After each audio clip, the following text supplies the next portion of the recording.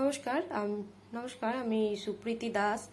আমি আজকে বানাতে চলেছি ছোলার ডালের রসা, পটল আলু দিয়ে রসা, নিরামিষ। তো আমি প্রথমে মটর আর ছোলার ডালকে প্রথমে জলে ভিজিয়ে রেখেছিলাম এবং ওটাকে আমি গ্রাইন্ডিং করে নেবো, একদম পেস্ট করে নেবো। কেউ শিলেও বাটতে পারে, কেউ মিক্সিতে বেটে নিতে পারে। তো প্রথমে আমি ওটাকে মিক্সিতে গ্রাইন্ড করার পর অল্প একটু লবণ দিয়ে এটাকে পকোড়ার মতো ভেজে নেবো প্রথমে। ওটাকে আমি গ্রাইন্ড করে নিয়েছি। এবার আমি এটাকে ছোট ছোট পকোড়ার আকারে তেলে ফ্রাই করব।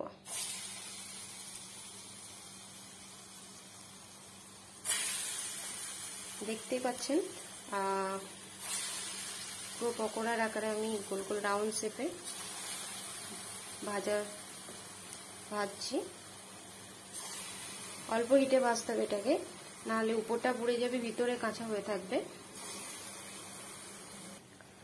এধারে আমি দেখুন আলু, পটল, দুধ, রেড চিলি সস, এটার মধ্যে দিয়েছি চারমগজ, পোস্ত, আদা, লঙ্কা বাটা, টমেটো কেচাপ, হলুদ, পাঁচফোড়ন, তেজপাতা আর কাসুরি মেথি, আর আমার রান্নার জন্য লাইভ গোল্ড সরিষার তেল। প্রথমে আমি কড়াইটাকে গরম করে নিচ্ছি, ফ্রাই প্যানটাকে গরম করে নিচ্ছি। এটার মধ্যে আমি তেল দিয়ে পটল আর আলুটাকে কষে নেব।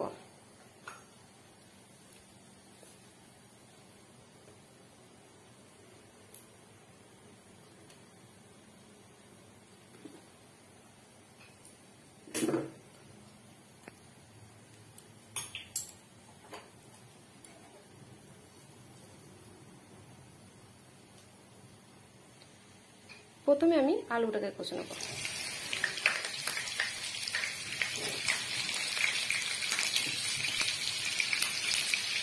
আর ওধারে দেখছেন আমার পকোড়াগুলো ভাজা হচ্ছে, তো হালকা একটু ভাজা হোক, আমি এখানে আলুটাকে ভালো করে কষে নিই।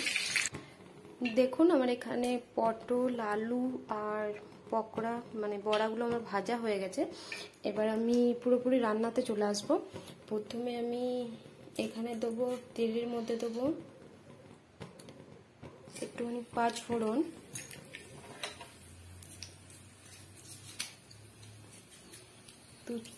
দুটো তেজপাতা, একটু ভালোভাবে পুড়ে যাক। তো এটা আমার হয়ে আসছে। এবার এর মধ্যে আমি দেবো যেটা বেটে রেখেছিলাম, আদা, জিরে, কাঁচা লঙ্কা, পোস্ত, চারমগজ।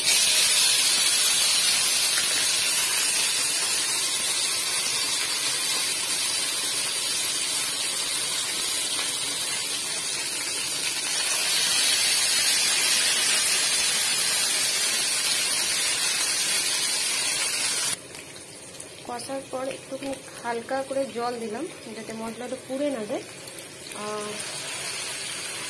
দেখুন মশলা থেকে হালকা করে তেল ছেড়ে দিয়েছে অনেকটা।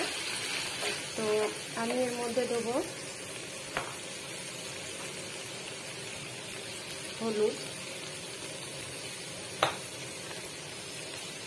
Kasuri methi,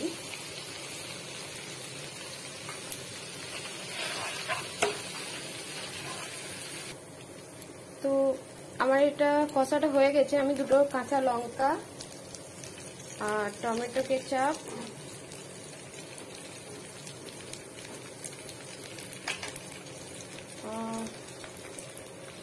chilli sauce, red chilli sauce,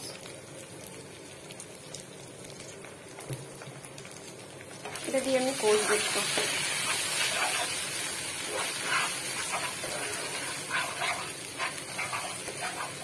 এটা কষা হয়ে গেলে আমি এর উপর একটু দুধ অ্যাড করব। এটা আমার মোটামুটি কষা হয়ে গিয়েছে, এর উপর আমি হালকা দুধ।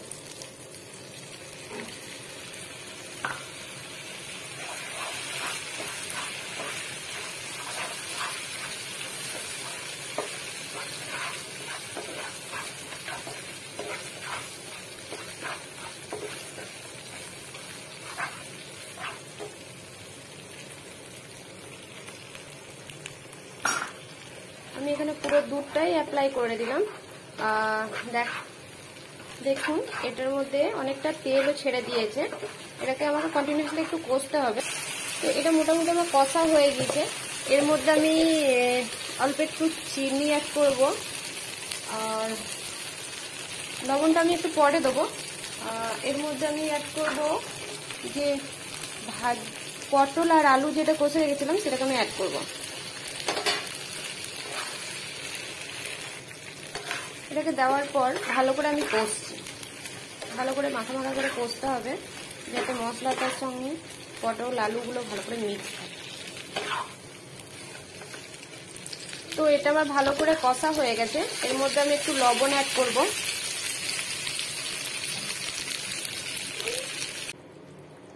তো এর মধ্যে আমাদের বলক চলে এসছে।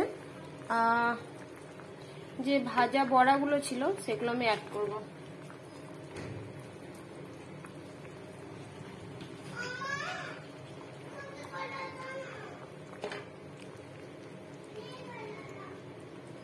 অ্যাড করার পর এটাকে আমি ঢাকা দিয়ে দেবো। যখন দেখবেন যে আলুগুলো সিদ্ধ হয়েছে, বড়াতে রস নিয়ে নিচে, তখন এটাকে নামিয়ে দেবো আমরা।